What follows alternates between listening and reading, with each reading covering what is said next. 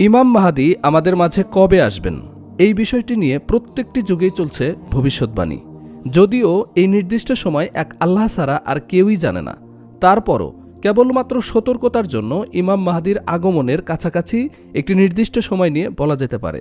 কারণ অনেকেই হাদিসের সঠিক ব্যাখ্যা ও বর্তমান পৃথিবীর সত্য সংবাদগুলো না থাকার কারণে মনে করছেন ইমাম মাহদীর আগমন হয়তো আরও শত শত বছর পর হবে।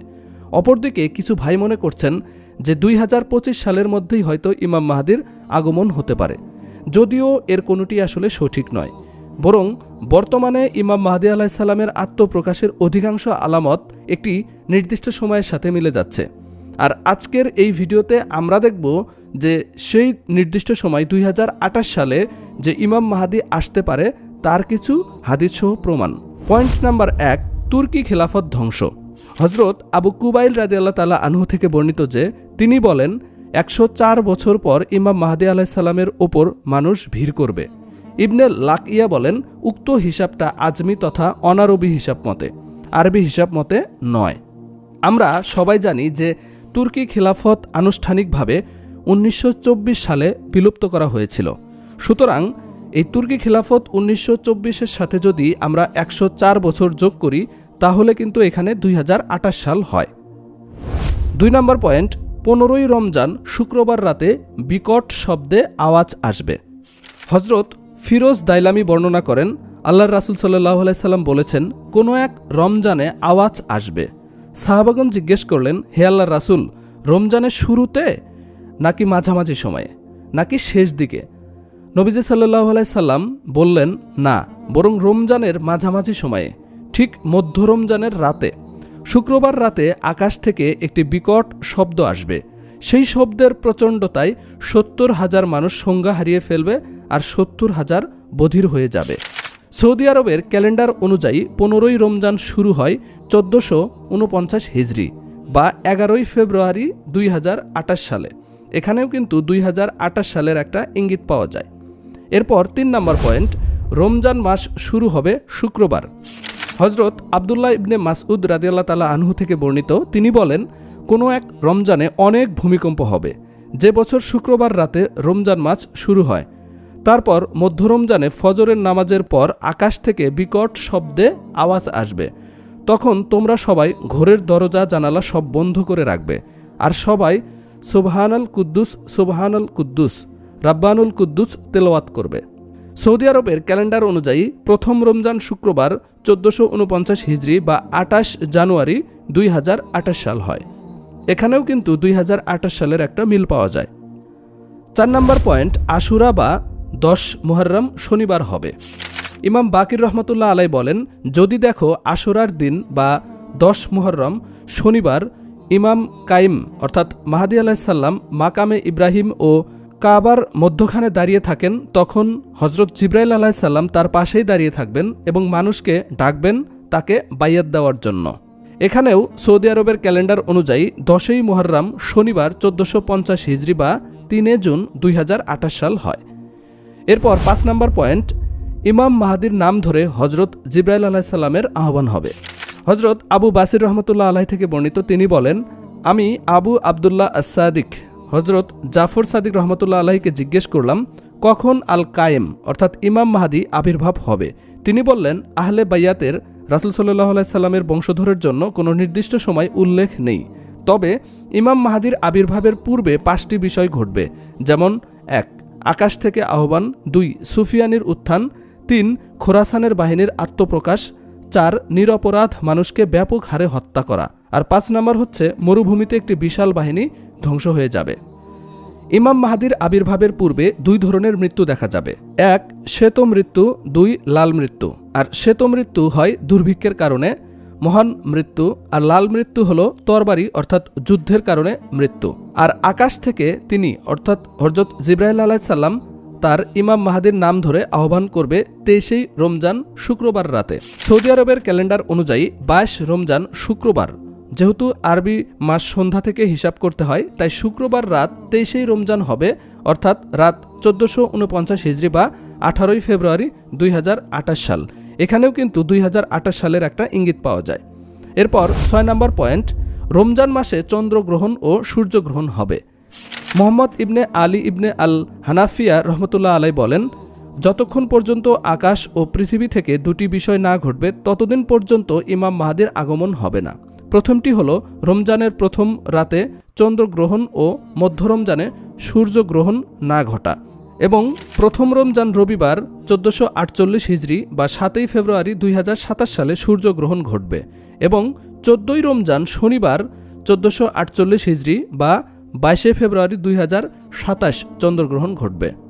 এখানে কিন্তু 2026 সালে রমজান মাসে 2 বার চন্দ্রগ্রহণ এবং সূর্যগ্রহণ হবে, এরকম একটি সূত্র কিন্তু উইকিপিডিয়া এবং নাসার ওয়েবসাইট থেকে কিন্তু পাওয়া যায়। 7 নম্বর পয়েন্ট, বিখ্যাত সাহাবী আবু হুরায়রা রাদিয়াল্লাহু তাআলা আনহু-এর উক্তি। হযরত আবু হুরায়রা রাদিয়াল্লাহু তাআলা আনহু বলেন, 1400 হিজরির পর 2 দশক বা 3 দশক পর ইমাম মাহদির আগমন হবে। এই হাদিস অনুযায়ী আমরা দেখতে পাই 1400 যোগ 20 যোগ 30 এখানে সমান সমান হয় 1450 হিজরি বা ইংরেজিতে হিসেব করলে 2028 সাল। এখানেও কিন্তু 2028 সালের একটা ইঙ্গিত পাওয়া যায়। এরপর 8 নম্বর পয়েন্টে শাহ নিয়ামত উল্লাহ রহমতুল্লাহ আলাইয়ের কাসিদা সম্পর্কে একটি ইঙ্গিত পাওয়া যায়। শাহ নিয়ামত উল্লাহ রহমতুল্লাহ আলাইয়ের কাসিদা মূলত ভারতীয় উপমহাদেশের বিভিন্ন বিষয়ের ওপর ভবিষ্যৎবাণী করা একটি কবিতা। কাসিদা বা কবিতাটি লেখা হয়েছে 1158 সালে। এই কাসিদার 57 প্যারাতে বলা হয়েছে, কানা জাহুকার প্রকাশ ঘটার সাথেই প্রতিশ্রুত, অর্থাৎ ইমাম মাহদিকে দুনিয়ার বুকে হবেন আবির্ভূত, এমন একটি লাইন পাওয়া যায়। উল্লেখ্য যে কানা জাহুকা শব্দটি পবিত্র কুরআন শরীফের সূরা বানী ইসরাইলের 81 নং আয়াতে রয়েছে, এবং আমরা জানি যে উপমহাদেশের ভারত ও পাকিস্তান নামে ভাগ হয়েছিল 1947 সালে। সুতরাং এই 1947-এর সাথে আমরা যদি 81 যোগ করি তাহলেও কিন্তু এখানে 2028 সালের একটা ইঙ্গিত পাওয়া যায়। এরপর 9 নম্বর পয়েন্টে সুফিয়ানির জন্ম এবং উত্থান। হযরত জুহরি রহমতুল্লাহ আলাইহি থেকে বর্ণিত, তিনি বলেন, দ্বিতীয় সুফিয়ানির জন্মের সময় আকাশে আলামত বা নিদর্শন দেখা যাবে। 1986 সালের 8 মার্চ আকাশে হেলির ধূমকেতু দেখা গিয়েছিল। সাধারণত প্রতি 74 অথবা 79 বছর পর পর হেলির ধূমকেতু পৃথিবীতে দৃশ্যমান হয়। অনেক জ্যোতির্বিজ্ঞানী বিশ্বাস করেন যে বছর হেলির ধূমকেতু দৃশ্যমান হয় সেই বছর একটা বিখ্যাত ঘটনা ঘটে থাকে। হযরত হুযায়ফা রাদিয়াল্লাহু তাআলা আনহু থেকে বর্ণিত, খুজাই রাদিয়াল্লাহু তাআলা আনহু রাসূল সাল্লাল্লাহু আলাইহি সাল্লামকে জিজ্ঞেস করলেন, আমরা এই সুফিয়ানিকে কিভাবে চিনব? উত্তরে রাসূল সাল্লাল্লাহু আলাইহি সাল্লাম বললেন, তার গায়ে 2টি কাতওয়ানির চাদর থাকবে, অর্থাৎ 2টি শক্তিশালী দল এখানে উল্লেখ করা হয়েছে। তার চেহারায় রং ঝলমলে তারকার মতো হবে, ডান গালে তিলক থাকবে, আর বয়স হবে 40-এর কম। সুতরাং এই 1986 প্লাস 40 এখানে যদি আমরা যোগ করি তাহলে দেখতে পাই 2026 সাল হয়, অর্থাৎ 2026 সালের পূর্বেই সুফিয়ানির উত্থান হবে, এমন একটি ইঙ্গিত কিন্তু এখানে পাওয়া যায়। আমরা সবাই জানি যে ইমাম মাহদির আবির্ভাবের পূর্বে সিরিয়াতে সুফিয়ানির উত্থান হবে। এখানেও কিন্তু 2028 সালের আশেপাশের একটা ইঙ্গিত পাওয়া যাচ্ছে। এরপর 10 নম্বর পয়েন্ট, ফোরাত নদীর তীরে সোনার পাহাড় ভেসে ওঠা ও ইমাম মাহদির নিকট খিলাফতের দায়িত্ব হস্তান্তর। এই বিষয়ে একটি হাদিস পাওয়া যায়। সাহাবী হযরত আবু হুরায়রা রাদিয়াল্লাহু তাআলা আনহু থেকে বর্ণিত, তিনি বলেন, চতুর্থ ফিতনা হচ্ছে অন্ধকার অন্ধত্বপূর্ণ ফিতনা, যা সমুদ্রের ঢেউয়ের ন্যায় উত্তাল হয়ে আসবে। আরব অনারবের কোনো ঘর বাকি থাকবে না। প্রত্যেক ঘরেই উক্ত ফিতনা প্রবেশ করবে, যা দ্বারা তারা লাঞ্ছিত অপদস্থ হয়ে যাবে। যে ফিতনাটি শাম দেশে চক্কর দিতে থাকলেও রাত্রি যাপন করবে ইরাকে, তার হাত পা দ্বারা আরব ভূখণ্ডের ভেতরে বিচরণ করতে থাকবে। উক্ত ফিতনা এই উম্মতের সাথে চামড়ার সাথে চামড়া মিশ্রিত হওয়ার ন্যায় মিশ্রিত হয়ে যাবে। তখন বালা মুসিবত এত ব্যাপক ও মারাত্মক আকার ধারণ করবে, যা দ্বারা মানুষ ভালো খারাপ কিছুই নির্ণয় করতে সক্ষম হবে না। ওই মুহূর্তে কেউ উক্ত ফিতনা থামানোর সাহসও রাখবে না। একদিকে একটু শান্তির সুবাতাস বইলেও অন্যদিকে তীব্র আকার ধারণ করবে। মানুষ সকালবেলা মুসলমান থাকলেও সন্ধ্যা হতে হতে সে কাফের হয়ে যাবে। উক্ত ফিতনা থেকে কেউই বাঁচতে পারবে না, কিন্তু শুধু ওই লোক বাঁচতে পারে যে সমুদ্রে ডুবন্ত ব্যক্তির ন্যায় করুণ সুরে আকুতি জানাতে থাকে। সেটা প্রায় 12 বছর পর্যন্ত স্থায়ী থাকবে। এক পর্যায়ে সকলের কাছে সবকিছু স্পষ্ট হয়ে উঠবে।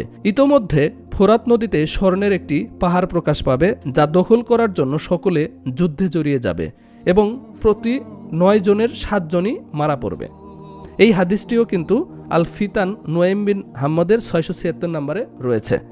আমরা সবাই জানি যে চতুর্থ ফিতনা বা সিরিয়ায় যুদ্ধ শুরু হয়েছিল সালে। সেটা প্রায় 12 বছর স্থায়ী থাকবে। তারপর ফোরাত নদীর তীরে সোনার পাহাড় ভেসে উঠবে। সুতরাং এখানে 2011 সাথে এই 12 যোগ করলে এখানেও কিন্তু 2023 সাল পাওয়া যায়।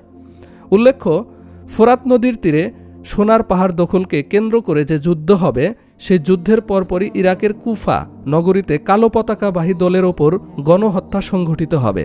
তারপরই খোরাসানের কালো পতাকাবাহী বাহিনীর আত্মপ্রকাশ হবে। হজরত ইবনুল হানাফিয়া রহমতুল্লাহ আলাই থেকে বর্ণিত, তিনি বলেন, খোরাসান থেকে কালো ঝান্ডাবাহী দল এবং শুয়াইব ইবনে সালেহ ও মাহাদি আলাইসাল্লামের আত্মপ্রকাশ আর মাহাদি আলাইসাল্লামের হাতে ক্ষমতা আসা 72 মাসের অর্থাৎ 6 মাসের মধ্যেই সংগঠিত হবে। সুতরাং ইমাম মাহাদির হাতে খিলাফতের ক্ষমতা পাওয়া যাবে 2023-এর সাথে 6 যোগ করলে এখানে 2029 সাল হয়। অর্থাৎ 2029 সালের মধ্যেই মাহাদির হাতে রাজত্ব যাবে, এমন একটি ইঙ্গিতও কিন্তু এখানে পাওয়া যায়। এরপর 11 নম্বর পয়েন্ট, পবিত্র কাবা শরীফে হবে হত্যাকাণ্ড। 1400 হিজরিতে ইমাম মাহাদিকে কেন্দ্র করে লোকজন জড়ো হবে, এমন একটি হাদিসও কিন্তু পাওয়া যায় এখানে। অর্থাৎ 1400 হিজরি বা 1979 সাল। 1979 সালে হজ্জের সময় জুহাইমান আল কুতাইবি নামে এক ব্যক্তি তার শ্যালককে ইমাম মাহাদি হিসেবে পরিচয় করে পবিত্র কাবা শরীফে 15 দিন অবরুদ্ধ করে রাখে। তারপর পাকিস্তান এবং ফ্রান্সের সেনাবাহিনীর সহায়তায় তাদেরকে হত্যা করা হয়। এখানেও কিন্তু একটি ইঙ্গিত পাওয়া যাচ্ছে। এরপর আমরা আরও একটি হাদিসে দেখতে পাই, হজরত তাবে রহমতুল্লাহ আলাই থেকে বর্ণিত যে তিনি বলেন, আশ্রয় প্রার্থী অচিরেই মক্কার নিকট আশ্রয় চাইবে, কিন্তু তাকে হত্যা করে দেওয়া হবে। অতপর মানুষ তাদের যুগের কিছুকাল বসবাস করবে, অতপর আরেকজন আশ্রয় চাইবে। যদি তুমি তাকে পাও তাহলে তোমরা তাকে আক্রমণ করিও না, কেননা সে ধসনেওয়ালা সৈন্যদের একজন সৈন্য, অর্থাৎ যারাই তাকে আক্রমণ করতে যাবে তারাই মাটির নিচে ধ্বংস হয়ে যাবে। এখানে যুগের কিছু কাল বলতে ইবনে আব্বাস রাদিয়াল্লাহু তাআলা আনহু বলেন 33 থেকে 40 বছর বা তার বেশি কিছু সময়। সুতরাং এখানে 1979 এর সাথে যদি আমরা 40 যোগ করি তাহলে 2019 প্লাস আরও কিছু সময় কিন্তু দেখা যাচ্ছে। অর্থাৎ এতক্ষণ পর্যন্ত আমরা যে বিষয়গুলো এখানে দেখলাম এগুলো অনুমান নির্ভরও হতে পারে। তবে ইমাম মাহাদির আগমন, এই বিষয়টি একমাত্র এক আল্লাহ তাআলাই ভালো জানেন যে তিনি কবে আমাদের মাঝে আগমন করবেন।